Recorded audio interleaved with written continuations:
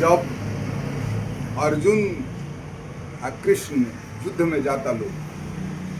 तो अर्जुन के मोह हो जाता कि हमर सब अपने हितदायी लोग, भाई, चाचा, काका, फूफा, नाना, सारा लोबा, तो हम केकरा के मारी, हमरा तो कुछ समझे में नहीं खे आवत। तब कृष्ण भगवान से वहाँ के कहतानी, जौन हम अपना गीता में वर्णन कैले बानी, लिखल बा, महाजन गुरु वर पर दादा पितामह, मारे के न मन बाटे अपने सहाय के,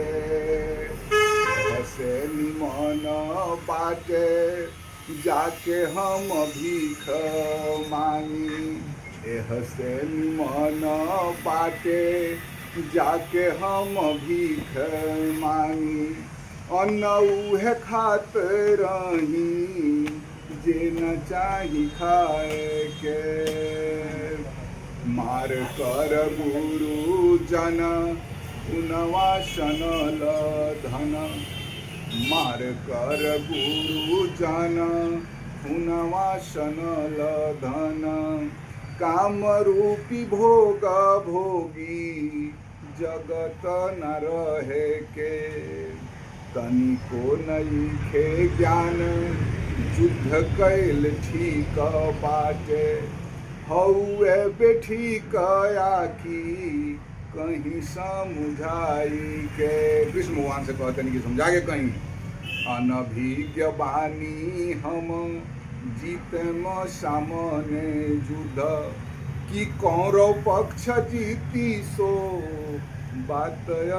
ज्ञात है, धृतराष्ट्र पुत्र सब लड़कर काटी मारी, धृतराष्ट्र पुत्र सब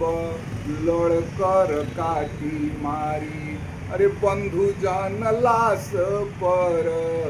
जिया नहीं जात है, अभिभूत करुणा से कलुष भरल बाटे, कायर स्वभाव दोष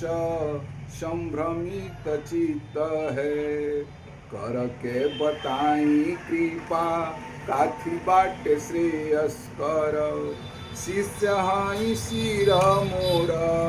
तव पद जात है, धन धान्य संपदा मिले निष्कंटक अधिराज,